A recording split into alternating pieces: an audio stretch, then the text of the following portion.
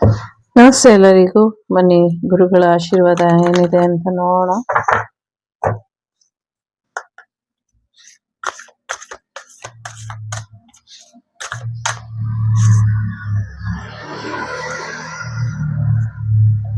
ಮೊದಲನೇದು,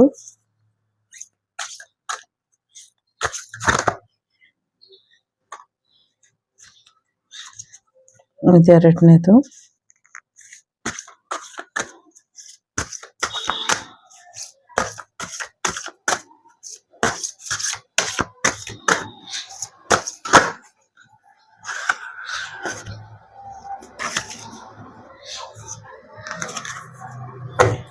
ಇದು ಮೂರನೇದು. ಬಾಟಮ್ ಆಫ್ ದಿ ಡೆಕ್, ನಿಮ್ಮ ಬೌಂಡ್ರಿನ ಸರಿಯಾಗಿ ಇಟ್ಕೊಳ್ಳಿ. ಗುರುಗಳು ನಿಮಗೆ ಕಮ್ಯುನಿಕೇಟ್ ಮಾಡಿದಾಗ ನೀವು ಅವರಿಗೆ ಸಿಗ್ತಾ ಇಲ್ಲ, ನಂಬಿಕೆ ಭರವಸೆ ಇರಲಿ. ನಿಮಗೆ ಅಂತ ಕೆಲವು ಮಾಹಿತಿಗಳನ್ನ ಕೊಡಕ್ ಬಂದಾಗ ಯಾರೋ ತಡಿತಾ ಇದ್ದಾರೆ, ತುಂಬಾ ಡಿಸ್ಟೆನ್ಸ್ ಅಲ್ಲಿ ಇದ್ದೀರಾ, ಸುಲಭವಾಗಿ ಗುರುಗಳಿಗೆ ನೀವು ಅವೈಲಬಲ್ ಆಗಿ ಇಲ್ಲ ಅನ್ನುವಂಥದ್ದು ಇದೆ. ಇರಿ. ಮೊದಲನೇದು ಯಾರು ಆಯ್ಕೆ ಮಾಡಿದ್ದೀರಾ, ಗುರುಗಳನ್ನ ಪೂರ್ತಿಯಾಗಿ ನಂಬಿ ಅನ್ನುವಂಥದ್ದು ಇದೆ. ಜೊತೆಗೆ ತನ್ನ ಭಕ್ತರನ್ನ ಯಾವತ್ತೂ ಸೋಲೋದಕ್ಕೆ ಬಿಡೋದಿಲ್ಲ ಅಂತ ಹೇಳ್ತಿದ್ದಾರೆ. ನೀವು ನಿಮ್ಮ ಗುರುಗಳ ಪಾದಾರವಿಂದಕ್ಕೆ ಸರೆಂಡರ್ ಆಗಿ ಎನ್ನುವಂಥದ್ದು ಇದೆ. ನಿಮ್ಮ ಜೀವನದಲ್ಲಿ ಎಲ್ಲದಕ್ಕೂ ಒಂದು ಕಾರಣ ಇದೆ. ಏನ್ ನಡೀತಾ ಇದೆ, ಯಾಕೆ ನಡೀತಾ ಇದೆ ಅಂತ ನಿಮ್ಗೆ ಗೊತ್ತಾಗಿಲ್ಲ ಅಂದ್ರೆ ಎಲ್ಲದಕ್ಕೂ ಒಂದೊಂದು ಕಾರಣ ಇದೆ. ನಿಮ್ಮ ಮೈಂಡನ್ನ ಒಂದ್ ಸ್ವಲ್ಪ ಕಂಟ್ರೋಲ್ ಅಲ್ಲಿ ಇಡಿ ಅನ್ನುವಂಥದ್ದು ಇದೆ. ಸುತ್ತಮುತ್ತ ಇರುವಂತ ಜನರಿಂದ ಸಾಕಷ್ಟು ಪಾಠ ಕಲ್ತಿದ್ದೀರಾ. ಪಾಠ ಕಲ್ತ್ರು ಕೂಡ ನೀವು ಅವರಿಂದ ಏನು ಉಪಯೋಗಕ್ಕೆ ಬರ್ತಾ ಇಲ್ಲ. ಯಾಕೆ ಅಂದ್ರೆ ನಿಮ್ಮನ್ನ ಎಲ್ಲಿ ಬದಲಾಯಿಸ್ಕೊಳ್ಬೇಕು, ಹೇಗೆ ಬದಲಾಯಿಸ್ಕೊಳ್ಬೇಕು ನಿಮ್ಗೆ ಅರ್ಥನೇ ಆಗ್ತಾ ಇಲ್ಲ. ಸೊ ಮನುಷ್ಯರ ತರ ಟ್ರೀಟ್ ಮಾಡೋದಕ್ಕೆ ಕೆಲವ್ರಿಗೆ ಸಮಥಿಂಗ್ ಇಲ್ಲಿ ಹೇಳೋದಕ್ಕೆ ಪರ್ಮಿಷನ್ ಇಲ್ಲ. ಆ ಥರ ವಿಚಾರಗಳಿದೆ. ಸ್ವಲ್ಪ ಹುಷಾರಾಗಿ ಇರಿ. ಮತ್ತೆ ಅಂಥವ್ರ ಬಗ್ಗೆ ನೀವು ಜಾಸ್ತಿ ನಿಮಗೆ ಬಿಟ್ಟಂತ ವಿಚಾರ. ಸೊ ಯಾರನ್ನು ಹೇಗೆ ಟ್ರೀಟ್ ಮಾಡ್ತೀರಾ ಅದು ನಿಮಗೆ ಬಿಟ್ಟಿದ್ದು. ಅವ್ರು ನಿಮ್ಗೆ ಎಷ್ಟೇ ತೊಂದರೆ ಕೊಟ್ಟರು ನೀವು ಮತ್ತೆ ಮತ್ತೆ ಅದನ್ನೇ ಮಾಡ್ತಿದ್ರೆ ಇಲ್ಲಿ ಯಾವುದೇ ಉಪಯೋಗ ಇರೋದಿಲ್ಲ ಅನ್ನುವಂಥದ್ದು ಇದೆ. ಸೊ ಕಾರಣನೇ ಇಲ್ದಿರ ತೊಂದರೆ ಕೊಡೋರನ್ನ ನಿಮ್ಮ ಜೀವನದಿಂದ ದೂರ ಇಡಬೇಕು. ಅವ್ರು ಎಷ್ಟೇ ತೊಂದರೆ ಕೊಟ್ಟರು ಮತ್ತೆ ನೀವು ಅವರಿಗೆ ಅದೇ ಗೌರವ ಕೊಡ್ತೀರಾ ಅಥವಾ ಅದೇ ತಗೊಂಬಂದ್ ಸಿಂಹಾಸನದ ಮೇಲೆ ಕೂರಿಸ್ತೀರಾ ಅಂದ್ರೆ ಯಾವುದು ಏನ್ ಹೇಳೋದು ನಂಗಂತೂ ಗೊತ್ತಿಲ್ಲ. ನೀವು ಅವ್ರನ್ನ ಅಂಥ ಗೌರವಯುತವಾದಂಥ ಸ್ಥಾನಕ್ಕೆ ಕೊಟ್ಟಿರೋದು ನಿಮ್ಮ ಒಳ್ಳೆತನ. ಆದ್ರೆ ಅವ್ರು ಪದೇ ಪದೇ ದುರುಪಯೋಗ ಪಡಿಸ್ಕೊಳ್ತಿದ್ರೆ ಎಷ್ಟು ಅಂತ ಅದನ್ನ ಸಹಿಸ್ತೀರಾ. ಮತ್ತೆ ಗುರುಗಳು ಅಷ್ಟೇ, ನಿಮ್ಗೆ 8 ಸತಿ ಅಂತ ಮಾರ್ಗದರ್ಶನ ಕೊಡ್ತಾರೆ, 8 ಸತಿ ಅಂತ ಹೇಳ್ತಾರೆ. ಪದೇ ಪದೇ ಪದೇ ಅದೇ ತಪ್ಪು ಮಾಡ್ತಿದ್ದೀರಾ. ಸೊ ಅದರಿಂದ ಹೊರಗೆ ಬನ್ನಿ ಅನ್ನುವಂಥದ್ದು ಇದೆ. ಸದ್ಯಕ್ಕೆ ನೆಗೆಟಿವ್ ವಿಚಾರಗಳಿಂದ ನೀವು ಹೊರಗೆ ಬನ್ನಿ. ನಿಮ್ಮ ಮೈಂಡನ್ನ ಪಾಸಿಟಿವ್ ಆಗಿ ಇಟ್ಕೊಳ್ಳಿ. ಗುರುಗಳನ್ನ ನಂಬಿ ಅನ್ನುವಂಥದ್ದು ಇದೆ. ಎಲ್ಲಿದ್ದೀರೋ ಅದೇ ನಿಮ್ಮ ಮನೆ ಅಂತ ಖುಷಿಯಾಗಿ ಇರಿ, ಸಂತೋಷವಾಗಿರಿ. ಜಗತ್ತಲ್ಲಿ ಎಲ್ಲೇ ಇದ್ರೂ ನಿಮ್ಗೆ ಗುರುಗಳ ಆಶೀರ್ವಾದ ಇದೆ ಅನ್ನುವಂಥದ್ದು ಇದೆ. ಜೊತೆಗೆ ಪ್ರೊಟೆಕ್ಟರ್ ಇದ್ದಾರೆ. ನಿಮ್ಗೂ ನಿಮ್ಮ ಫ್ಯಾಮಿಲಿಗೂ ಯಾವುದೇ ಭಯ ಬೇಡ. ಗುರುಗಳು ನಿಮ್ನ ಮತ್ತೆ ನಿಮ್ಮ ಫ್ಯಾಮಿಲಿನ ರಕ್ಷಣೆ ಮಾಡ್ತಾರೆ ಅನ್ನುವಂಥದ್ದು ಇದೆ. ವಿಭೂತಿಗೆ ತುಂಬಾ ಪವರ್ ಇದೆ. ಸೊ ವಿಭೂತಿ ಸೇವನೆ ಮಾಡಿ, ಇದರಿಂದ ಕೂಡ ಹೆಚ್ಚಿನ ಅನುಕೂಲ ಆಗತ್ತೆ ಅನ್ನುವಂಥದ್ದು ಇದೆ. ಒಳ್ಳೇದಾಗ್ಲಿ. ಎರಡನೇದು ಯಾರು ಆಯ್ಕೆ ಮಾಡಿದ್ದೀರಾ, ಸೊ ಆರೋಗ್ಯ ಸುಧಾರಿಸುತ್ತೆ ಅನ್ನುವಂಥದ್ದು ಇದೆ. ದಿನಾಗ್ಲೂ ಗುರುಗಳ ನಾಮ ಜಪನ ಮಾಡಿ, ಇದರಿಂದ ನಿಮ್ಮ ಆರೋಗ್ಯ ಸುಧಾರಿಸುತ್ತೆ ಅನ್ನುವಂಥದ್ದು ಇದೆ. ಜೊತೆಗೆ ನಿಮ್ಮ ಆಸೆ ಕನಸುಗಳು ಏನಿದೆ ಇದೆಲ್ಲವೂ ಕೂಡ ಈಡೇರುತ್ತೆ ಅನ್ನುವಂಥದ್ದು ಇದೆ. ದಿನಾಗ್ಲೂ ಮೆಸೇಜಸ್ನ ಬರ್ದಿಡಿ, ನನ್ಗೆ ಈ ಆಸೆ ಇದೆ, ಈ ಕನಸಿದೆ, ಈ ಕನಸು ಈಡೇರಿಸು ಗುರುವೇ ಅಂತ ಕೇಳ್ಕೊಳ್ಳಿ. ಸೊ ಗುರುವಿನ ನಾಮ ಜಪದಿಂದ ನಿಮ್ಮೆಲ್ಲ ಕನಸುಗಳು ಈಡೇರುತ್ತೆ ಅನ್ನುವಂಥದ್ದು ಇದೆ. ಅನುಮಾನ ಪಡಬೇಡಿ, ಗುರುಗಳ ಶಕ್ತಿ ಬಗ್ಗೆ ಅನುಮಾನ ಪಡಬೇಡಿ. ಜೊತೆಗೆ ನಿಮ್ಮ ತಲೆ, ನಿಮ್ಮ ಮೆದುಳು, ನಿಮ್ಮ ಯೋಚನಾ ಶಕ್ತಿ, ಆಲೋಚನೆ ಏನಿದೆ ಇದ್ರ ಬಗ್ಗೆ ಕೂಡ ಅನುಮಾನ ಪಡಬೇಡಿ. ಸೊ ಇದರಿಂದ ಕೂಡ ನಿಮ್ಗೆ ಸ್ವಲ್ಪ ಡಿಸ್ಟರ್ಬ್ ಆಗ್ತಾ ಇರ್ಬೋದು ಮೈಂಡು. ಸೊ ನಾನು ಅನ್ಕೊಂಡಿದ್ದು ಆಗ್ತಾ ಇಲ್ಲ ಅಥವಾ ಗುರುಗಳು ಇದಾರಾ ಇಲ್ವಾ, ಕಾಯ್ತಾರಾ ಇಲ್ವಾ ಅಂತ. ಖಂಡಿತವಾಗ್ಲೂ ಇಲ್ಲ. ಅವರು ಯಾವಾಗ್ಲೂ ನಿಮ್ ಜೊತೆ ಇರ್ತಾರೆ, ಯಾವಾಗ್ಲೂ ಕಾಯ್ತಾ ಇರ್ತಾರೆ ಅನ್ನುವಂಥದ್ದು ಇದೆ. ಸೊ ಹಾಗಾಗಿ ಭಕ್ತಿ ಮಾರ್ಗದಲ್ಲೇ ಮುಂದುವರಿರಿ ಅನ್ನುವಂಥದ್ದು ಇದೆ. ಸೊ ತುಂಬಾ ಕಷ್ಟ ಪಡ್ತಿದ್ದೀರಾ. ಹೀಗೆ ಕಷ್ಟನ ಪಡ್ಬೇಕಾ ಅಂದ್ರೆ ಹೀಗೆ ಕಷ್ಟಪಡಿ ಇನ್ನೊಂದು ಸ್ವಲ್ಪ ದಿನ. ಸೊ ಇನ್ನೇನು ಬೆಳಕು ಹರಿಯುವಂತ ಸಮಯ, ನಿಮ್ಮ ಕತ್ತಲೆ ಎಲ್ಲ ದೂರಾಗಿ ಸೂರ್ಯನ ಬೆಳಕು ನಿಮ್ಮ ಜೀವನಕ್ಕೂ ಕೂಡ ಬರುತ್ತೆ. ಮತ್ತೆ ಇಷ್ಟು ವರ್ಷದಿಂದ ಏನ್ ಕಷ್ಟಪಟ್ಟಿದ್ದೀರಾ ಅದಕ್ಕೆ ಒಳ್ಳೆ ಬಹುಮಾನ ಕೂಡ ಬರುತ್ತೆ ಅನ್ನುವಂಥದ್ದು ಇದೆ. ನಿಮ್ಮ ಶ್ರಮಕ್ಕೆ ತಕ್ಕ ಫಲ ಬರುತ್ತೆ ಅನ್ನುವಂಥದ್ದು ಇದೆ. ಜೊತೆಗೆ ರೈತರು ಕೂಡ ಕಷ್ಟಪಟ್ಟು ದುಡಿರಿ. ಮುಂದಿನ ದಿನಗಳಲ್ಲಿ ಆಹಾರಕ್ಕೆ ಕೊರತೆ ಬರುತ್ತೆ, ತುಂಬಾ ಕಾಯಿಲೆ ಕಸಾಲೆಗಳು ಬರುತ್ತೆ, ಅದಕ್ಕೆ ಊಟ ಬೇಕಾಗತ್ತೆ ಜಗತ್ತಿಗೆ. ನೀವು ರೈತರು ಯಾವುದೇ ಕಾರಣಕ್ಕೂ ಜಾಗ ಜಮೀನನ್ನ ಮಾರ್ಕೊಳ್ದಿರ ಆಹಾರನ ಬೆಳೀರಿ ಅನ್ನುವಂಥದ್ದು ಇದೆ. ಒಳ್ಳೇದಾಗತ್ತೆ. ಮೂರ್ಖ ಗುರುಗಳನ್ನ ನಂಬೇಡಿ ಅನ್ನುವಂಥದ್ದು ಇದೆ. ಮೂರ್ಖ ಗುರುಗಳನ್ನ ನಂಬಿದ್ರೆ ಯಾವುದೇ ರೀತಿಯ ಸಹಾಯ ಸಿಗೋದಿಲ್ಲ. ಡೊಂಗಿ ಬಾಬಾಗಳನ್ನು ಕೂಡ ನಂಬೇಡಿ ಅನ್ನುವಂಥದ್ದು ಇದೆ. ನಿನ್ನನ್ನು ನಂಬೇಕಾ ಅಂತ ಯಾರೋ ಅಂತಿದ್ದಾರೆ, ನನ್ನನ್ನು ನಂಬೇಡಿ. ನಾನೆಲ್ಲೂ ನನ್ನ ಬಾಬಾ ನನ್ನ ಗುರು ಅಂತ ಹೇಳ್ಕೊಂಡಿಲ್ಲ. ಸೊ ನಾನು ನಿಮ್ಮಂತೆ ಒಬ್ಬ ಸಾಮಾನ್ಯ ವಿದ್ಯಾರ್ಥಿಯಾಗಿ ಇಲ್ಲಿ ಕೂತ್ಕೊಂಡು ಹೇಳ್ತಾ ಇದ್ದೀನಿ. ಓಕೆ, ಸೊ ಬಾಬಾ ನಿಮ್ಗೆ ಹೆಲ್ಪ್ ಮಾಡ್ತಾರೆ ಕೆರಿಯರಲ್ಲಿ, ದುಡ್ಡಿನ ವಿಚಾರದಲ್ಲಿ ಅಥವಾ ಕೆಲ್ಸದ ವಿಚಾರದಲ್ಲಿ ಏನ್ ಸಮಸ್ಯೆ ಆಗಿದೆ ಚಿಂತೆ ಬೇಡ, ನಾನು ಇದೀನಲ್ಲ, ಎಲ್ಲಾ ಕಡೆಯಿಂದ ಬರುತ್ತೆ ದುಡ್ಡು, ಯಾಕೆ ಯೋಚನೆ ಮಾಡ್ತೀಯಾ ಅಂತ ಹೇಳ್ತಿದ್ದಾರೆ. ಸೊ ಖಂಡಿತವಾಗ್ಲೂ ಒಳ್ಳೇದಾಗತ್ತೆ. ಓಂ ಗಂ ಗಣಪತಿಯೇ ನಮಃ ಅಂತ ಒಂದ್ಸತಿ ಹೇಳ್ಕೊಂಡು ಕೆಲಸ ಶುರು ಮಾಡಿ, ಎಲ್ಲ ನಿರ್ವಿಘ್ನವಾಗಿ ನಡೆದು ಬಿಡುತ್ತೆ, ಒಳ್ಳೇದಾಗತ್ತೆ ಅನ್ನುವಂಥದ್ದು ಇದೆ. ನಂಗೆ ಅನ್ನಿಸ್ತಾ ಇದೆ ವಿವಾಹಾದಿ ಕಾರ್ಯಕ್ಕೆ ಏನೋ ಮುನ್ನುಡಿ ಇಡೋದಕ್ಕೆ ಪ್ರಶ್ನೆ ಹಾಕೊಂಡಿದ್ದಾರೆ ಯಾರೋ, ಉತ್ತರ ಸಿಕ್ಕಿಲ್ಲ. ಸೊ ಸುಮ್ಮನೆ ಕೂತಿದ್ದಾರೆ ಎಲ್ಲೋ ಅಂತ. ಸೊ ನೀವೇನು ಯೋಚನೆ ಮಾಡಬೇಡಿ, ಈ ಸಂಬಂಧ ಚೆನ್ನಾಗಿದೆ, ಮುಂದುವರಿಸಿ ಅನ್ನುವಂಥದ್ದು ಇದೆ. ಸಂಬಂಧ ಚೆನ್ನಾಗಿಲ್ಲ ಅಂತ ನಿಮ್ಗೆ 1000 ಕಡೆ ಬಂದಿರ್ಬೋದು. ಈ ಸಂಬಂಧ ಚೆನ್ನಾಗಿಲ್ಲ ಇದನ್ನ ಮಾಡಬೇಡಿ ಅಂತ ನಿಮಗ್ ಬಂದಿರ್ಬೋದು. ನಿಮ್ ಮನ್ಸಿಗೂ ಕೂಡ ಸಮಾಧಾನ ಇಲ್ದಿರ ಇರ್ಬೋದು. ಆದ್ರೆ ಯಾರೋ ಒಬ್ರಿಗೆ ಮಾತ್ರ ಇದು ಈ ಸಂಬಂಧ ಚೆನ್ನಾಗಿದೆ, ಸೊ ನಾ ಭೂತೋ ನಾ ಭವಿಷ್ಯತಿ ಅನ್ನುವಂತ ರೀತಿಲಿ ಈ ಸಂಬಂಧ ಕುದುರುತ್ತೆ, ಆಗತ್ತೆ, ಇದು ಇವ್ರ ಜೊತೆನೆ ಆಗ್ಬೇಕು ಅನ್ನುವಂತ ಕಾರಣಕ್ಕೆ ಈ ಸಂಬಂಧ ಬಂದಿರುವಂತದ್ದು. ಆದರೆ ದುಷ್ಟಶಕ್ತಿಗಳು ಈ ಸಂಬಂಧ ಆಗಬಾರದು, ಜೀವನ ಪರ್ಯಂತ ಒಂಟಿಯಾಗಿರ್ಬೇಕು ಅನ್ನುವಂತ ಕಾರಣಕ್ಕೆ ಇದನ್ನ ನಿಲ್ಸಿದ್ದಾರೆ. ಇದನ್ನ ಎಲ್ಲೋ ಒಳಗಡೆ ಕೂತ್ಕೊಂಡು ಕೇಳಿಸ್ಕೊಳ್ತಿದ್ದಾರೆ ಯಾರೋ, ನಿಮ್ಗೇನೆ ಹೇಳ್ತಾ ಇರೋದು, ಯಾರೋ ರೂಮಲ್ಲೋ ಕೋಣೆಲ್ಲೋ ಎಲ್ಲೋ ಕೂತ್ಕೊಂಡು ಕೇಳಿಸ್ಕೊಳ್ತಿದ್ದಾರೆ ಹತ್ಕೊಂಡು.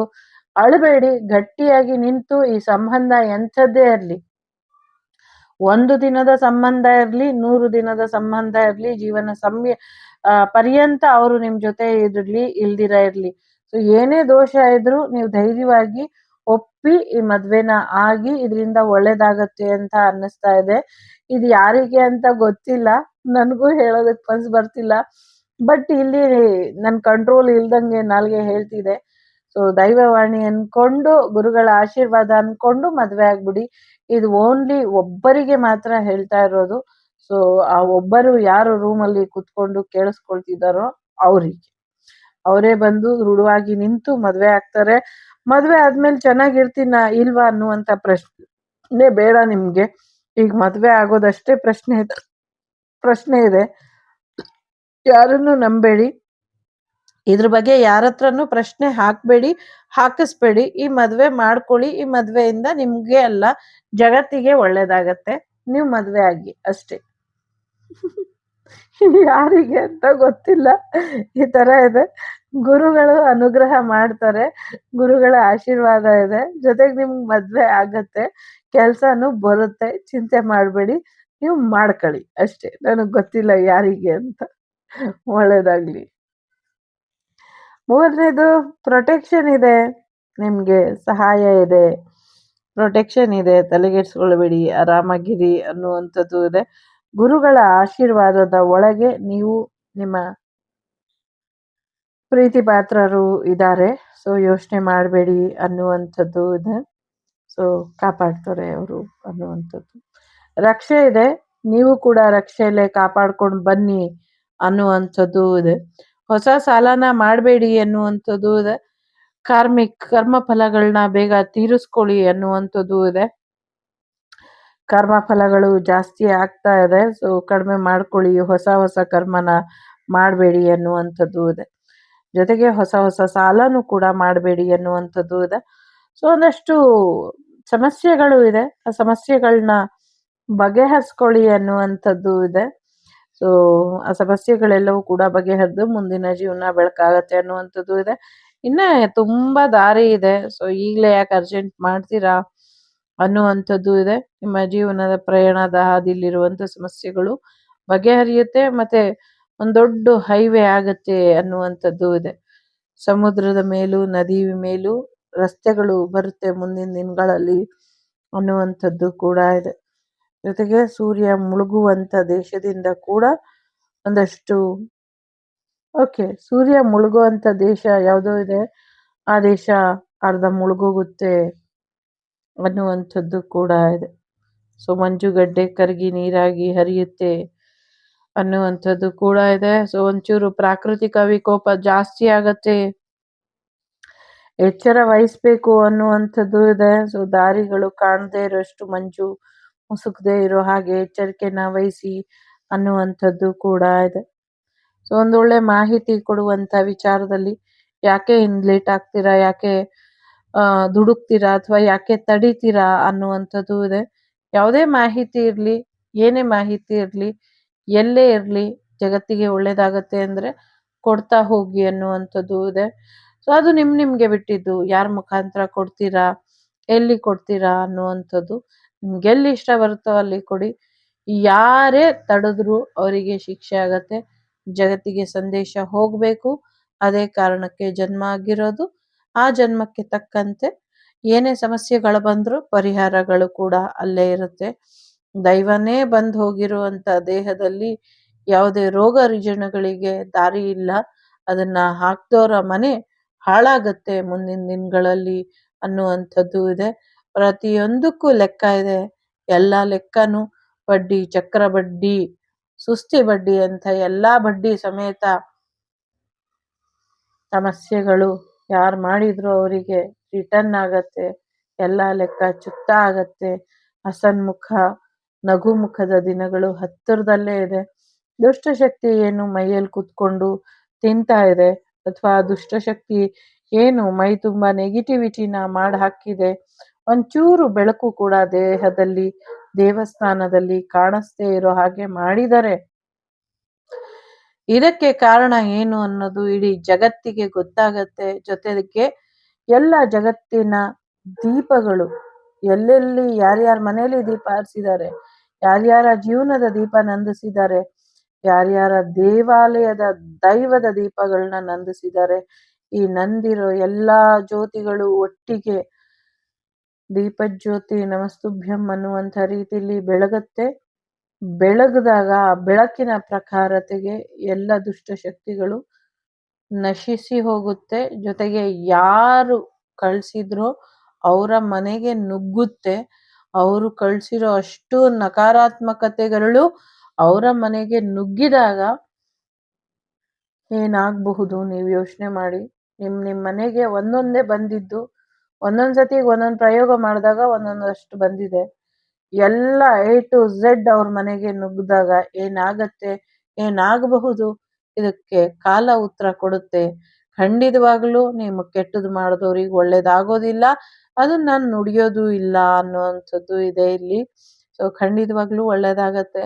ಎಲ್ಲಾನು ಭಗವಂತನಿಗೆ ಶರಣಾಗಿ ಶರಣಾಗತಿ ಮನಸ್ಥಿತಿಲಿ ಇರಿ. ಕೆಲಸ ಕಾರ್ಯಗಳ ಕಡೆ ಗಮನನ ಕೊಡಿ. ಎಲ್ಲರ ಆರೋಗ್ಯ ಹಾಳಾಗತ್ತೆ. ಇಡೀ ಪ್ರಪಂಚದಲ್ಲಿ, ವಿಶ್ವದಲ್ಲಿ ಕಾಯಿಲೆ ಕಸಾಲೆಗಳು ಜಾಸ್ತಿ ಆಗತ್ತೆ. ಅದನ್ನ ಸರಿಯಾದ ರೀತಿಯಲ್ಲಿ ನೋಡ್ಕೊಂಡು ಎಚ್ಚರಿಕೆ ವಹಿಸಿ ಮನೆಯೇ ಮೊದಲ ವೈದ್ಯ ಶಾಲೆ ಅನ್ನುವಂಥ ರೀತಿಲಿ, ಪಾಠಶಾಲೆ ಅನ್ನುವಂಥ ರೀತಿಲಿ ಮಕ್ಕಳಿಗೆ ಒಳ್ಳೆ ಸಂಸ್ಕೃತಿನ ಕಳಿಸಿ, ಆರೋಗ್ಯದ ವಿಚಾರದಲ್ಲಿ ಒಳ್ಳೆ ಆಹಾರದ ಪದ್ಧತಿನ ಕಲಿಸಿ ಅನ್ನುವಂಥದ್ದು ಇದೆ. ಇದರಿಂದ ಕೂಡ ಒಳ್ಳೇದಾಗತ್ತೆ ಅನ್ನುವಂಥದ್ದು ಕೂಡ ಇದೆ. ಸೊ ಮುಂದಿನ ದಿನಗಳಲ್ಲಿ ಒಂದು ತ್ಯಾಗಕ್ಕೆ, ಒಂದು ಬಲಿದಾನಕ್ಕೆ ತುಂಬಾ ಮಾಡಿದೀರ, ತ್ಯಾಗ ಬಲಿದಾನ ಮಾಡಿದೀರ ಅಂತ ಜೀವ ನೋವು ತಿಂತಾ ಇದೆ. ಇಷ್ಟಾದ್ರೂ ಯಾರಿಗೋಸ್ಕರ ಇಷ್ಟೊಂದು ತ್ಯಾಗ ಮಾಡ್ತೋ ಅವರೆಲ್ಲ ತೊಂದ್ರೆ ಮಾಡ್ತಿದ್ದಾರೆ, ಇದಕ್ಕೆ ನ್ಯಾಯ ಕೊಡುವಂತ ಯಾರ್ದೋ ಪ್ರಶ್ನೆ ಇದೆ ಇಲ್ಲಿ. ನ್ಯಾಯ ಕೊಟ್ಟಾಗಿದೆ, ಸತ್ಯ ಜಗತ್ತಿನ ಮುಂದೆ ಬಂದಾಗಿದೆ. ಆದರೆ ತಿದ್ಕೊಳ್ಳೋದಕ್ಕೆ ಒಂದು ಅವಕಾಶ ಕೊಟ್ಟಿದ್ದಾರೆ. ತಿದ್ಕೊಂಡ್ರೆ ಒಂದು ಒಳ್ಳೆ ಜೀವನ, ತಿದ್ಕೊಳ್ಳಿಲ್ಲ ಅಂದ್ರೆ ಅದೇ ನರ್ಕ ಅಷ್ಟೆ. ಕಾರಣ ಇಷ್ಟೇ. ಸೊ ಅವರಿಗೆ ತಿದ್ಕೊಳ್ಳೋದಕ್ಕೆ ಯಾಕೆ ಅಷ್ಟು ಅವಕಾಶ ಅಂದ್ರೆ, ಅಷ್ಟು ತ್ಯಾಗ ಮಾಡಿದ್ದು ಆ ಜೀವಗಳು ಚೆನ್ನಾಗಾಗ್ಲಿ, ಆ ಜೀವಗಳು ಮುಕ್ತಿ ಹೊಂದ್ಲಿ, ಆ ಜೀವಗಳು ಪುಣ್ಯಾತ್ಮರಾಗಿ ಪುಣ್ಯದ ಲೋಕಕ್ಕೆ ಹೋಗ್ಲಿ ಅಂತ ಅಷ್ಟು ತ್ಯಾಗ ಮಾಡಿದೆ ಆ ಮಗು. ಅಷ್ಟು ತ್ಯಾಗ ಮಾಡಿದ್ರುನು ಅವರಿಗೆ ಆ ತ್ಯಾಗದ ಬೆಲೆ ಗೊತ್ತಿಲ್ದಿರ, ಅಥವಾ ಆ ತ್ಯಾಗ ವ್ಯರ್ಥ ಅನ್ನುವಂಥ ರೀತಿಲಿ ಅಸಭ್ಯವಾಗಿ ಮಾತಾಡಿ, ಅಸಭ್ಯವಾಗಿ ವರ್ತಿಸಿ, ಅಸಭ್ಯವಾಗಿ ಇಲ್ಲ ಅನ್ಸುವಂಥ ಪ್ರಯತ್ನ ಮಾಡಿದಂಥದ್ದಕ್ಕೆ ಶಿಕ್ಷೆ ಆದ್ರೆ ಆ ಜೀವ ತಡ್ಕೊಳ್ಳೋದಿಲ್ಲ ಅನ್ನುವಂಥ ಕಾರಣಕ್ಕೆ ಅವ್ರು ಯಾರಿಗೂ ಶಿಕ್ಷೆ ಆಗಿಲ್ಲ ಅಷ್ಟೇನೆ. ಮುಂದಿನ ದಿನಗಳಲ್ಲಿ ಆ ಮಗು ಹೇಗೆ ನಿಸ್ವಾರ್ಥವಾಗಿ ಇತ್ತೋ ಹಾಗೇನೆ ಅವರು ಕೂಡ ನಿಸ್ವಾರ್ಥವಾಗಿ ಯಾರ್ಯಾರು ಶಿಕ್ಷೆ ಕೊಟ್ರೋ ಅವರಿಗೆ ಶಿಕ್ಷೆ ಕೊಡೋದ್ರಲ್ಲಿ ಯಾವುದೇ ಹಿಂಜರಿಕೆನ ಮಾಡೋದಿಲ್ಲ. ಸೊ ಕರ್ಮ ರಿಟರ್ನ್ ಅನ್ನೋದನ್ನ ನೋಡ್ತಾರೆ. ಇದು ಕೊನೆಯ ಬಾರಿ ಎಚ್ಚರಿಕೆ. ಸ್ವಂತ ತಂದೆ ತಾಯಿಯಾಗಿ ಬಂಧು ಬಳಗಾಗಿ ಯಾರ್ಯಾರಿಗೆ ತೊಂದರೆ ಮಾಡಿದಿರೋ, ಎಚ್ಚರ ಎಚ್ಚರ ಎಚ್ಚರ. ನಿಮ್ಮ ಕರ್ಮ ನಿಮ್ಮನ್ ತಿಂದೇ ಇರೋ ಹಾಗೆ ನೋಡ್ಕೊಳ್ಳಿ ಅನ್ನುವಂಥದ್ದು ಇದೆ. ಮಾಡಿರೋ ಸಂಕಲ್ಪ ದೊಡ್ಡದಿದೆ. ದುಷ್ಟಶಕ್ತಿಯ ನಾಶಕ್ಕೋಸ್ಕರ ಪ್ರಯತ್ನ ಪಟ್ಟು ದುಷ್ಟಶಕ್ತಿಯಿಂದನೇ ನಾಶ ಆಗಬೇಕು ಅಂತ ಪ್ರಯತ್ನ ಪಟ್ಟಿ ಮಾಡಿದಂಥ ಪ್ರಯತ್ನಗಳು ಏನಿತ್ತು, ಸೊ ಆ ದುಷ್ಟಶಕ್ತಿಗಳು ನಾಶ ಮಾಡಕ್ಕೆ ಬಂದಾಗ ಆಗುವಂಥ ಸಮಸ್ಯೆಗಳು ದೊಡ್ಡದಾಗೇ ಇರುತ್ತೆ. ದುಷ್ಟಶಕ್ತಿಯ ನಾಶದ ಸಂಕಲ್ಪ ಮಾಡಬೇಕು ಅಂದ್ರೆ ಜಗಜ್ಜಗನಿ ಮಟ್ಟಕ್ಕೆ ಶಕ್ತಿ ಇರಬೇಕು. ಆದ್ರೆ ಇಲ್ಲಿ ಆಶ್ಚರ್ಯ ಏನು ಅಂದ್ರೆ, ಜಗಜ್ಜಗನಿ ಮಟ್ಟಕ್ಕೆ ಶಕ್ತಿ ಇಲ್ಲ ಅಂದ್ರು ಜಗಜ್ಜಗನೀಯ ಅಂಶವಾಗಿ ಇರೋದ್ರಿಂದ ಅಷ್ಟು ಶಕ್ತಿ ಸಾಮರ್ಥ್ಯಗಳು ಇವೆ ಅದರಲ್ಲಿ. ಸೊ ಹಾಗಾಗಿ ಎಲ್ಲರಿಗೂ ರಕ್ಷೆ, ಎಲ್ಲರೂ ನನ್ನ ಬಾಂಧವರು, ಕಪ್ಪು ಬಿಳುಪು ಅನ್ನುವಂಥ ಭೇದ ಮಾಡ್ದಿರ ಎಲ್ಲವನ್ನು ಕೂಡ ತನ್ನ ಒಂದು ಕದಂಬ ಬಾಹು ಅಂತ ಏನ್ ಕರಿತೀವಿ ಅದ್ರೊಳಗೆ ಸಮಾಹಿತ ಮಾಡ್ಕೊಳ್ಳುವಂಥ ಪ್ರಯತ್ನ ಅಷ್ಟೇನೆ.